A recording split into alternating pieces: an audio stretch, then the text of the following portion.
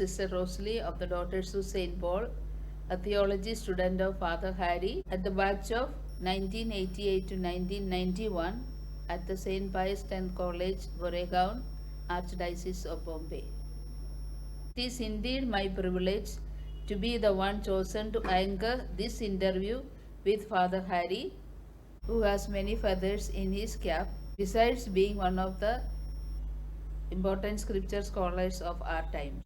He is a graduate in sociology and psychology from the University of Bombay. After obtaining his licentiate in sacred scripture from Rome and his doctorate from the Catholic Institute Paris, he has never stopped teaching scripture at St. Pius X College and the regional Jesuit Theologate and other religious houses.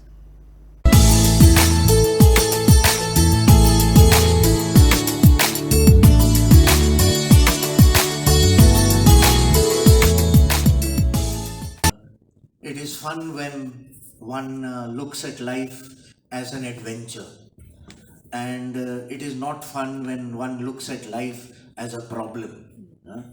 I remember a philosopher saying, life is a mystery to be lived, not a problem to be solved.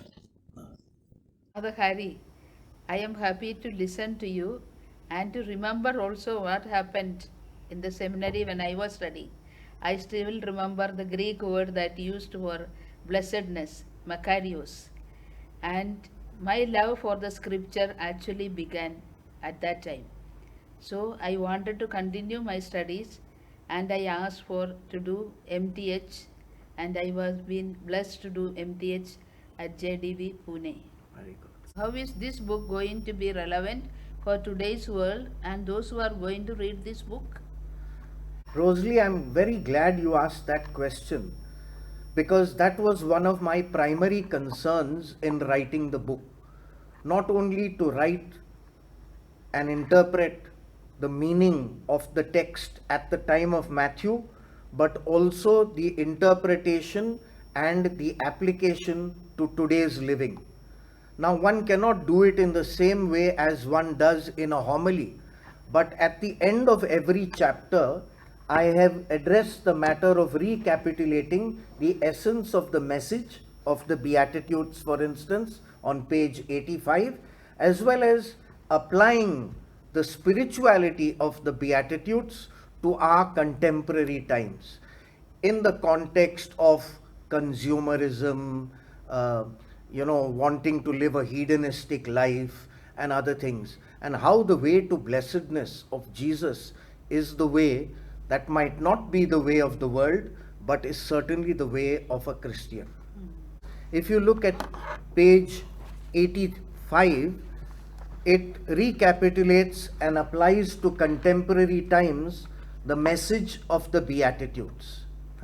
And when you turn to of chapter 2, also you find at the end of that chapter there is a recapitulation as well as an application to the issues of law versus freedom, rigorism in the law, and the attitude of looseness with regard to the law. So the real meaning of the place of law in Christianity is brought out.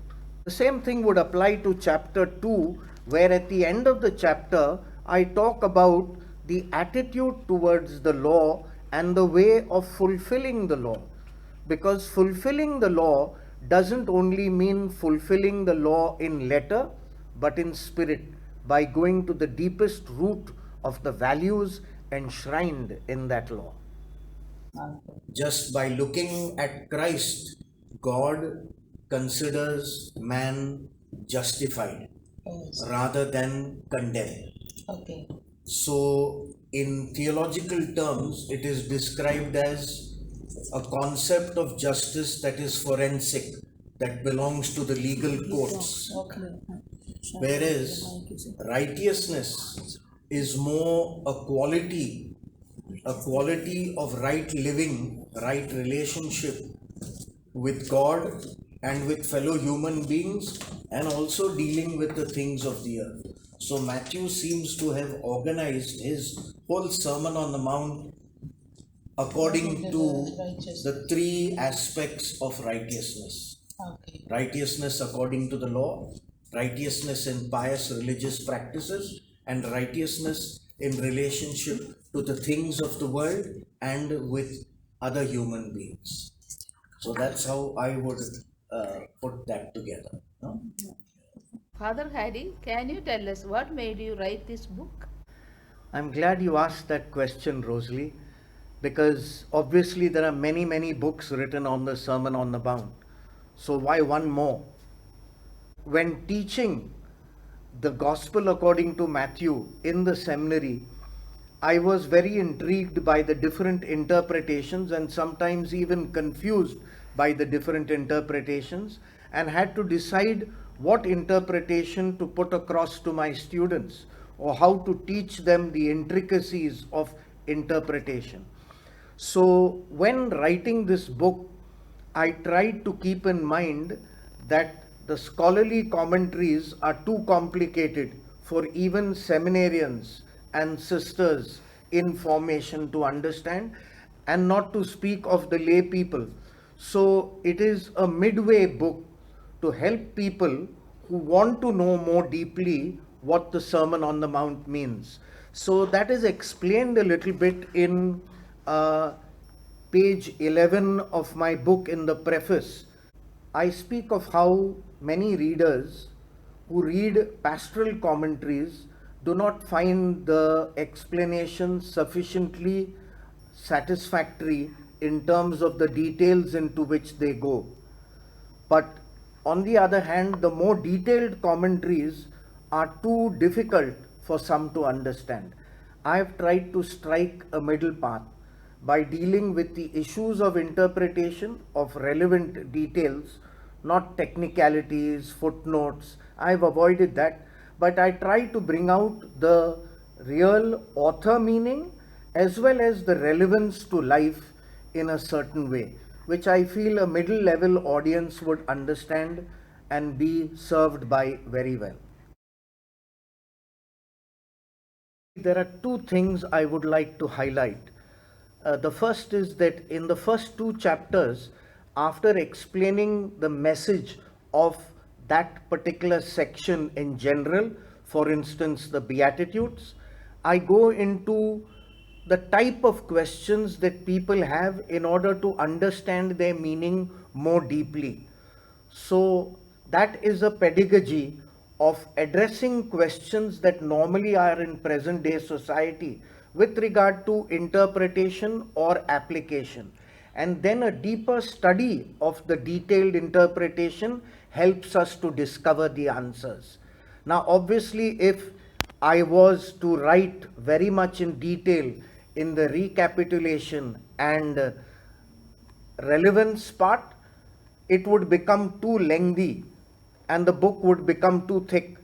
So, in order to keep it in a certain length, the second is only to indicate avenues of reflection with each individual and each group that uses this book for group study on their own can take those avenues of reflection and application further according to their own context, their own interest, and their own stage of journey into studying scripture and applying it to their lives.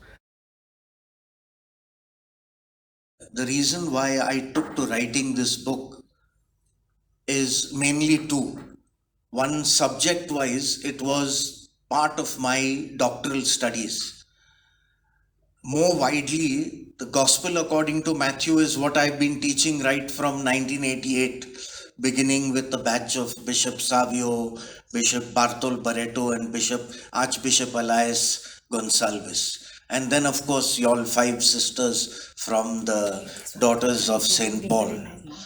And though it is an ideal that is, I suppose, difficult for all of us to live perfectly by, it is certainly an ideal that we need to strive for.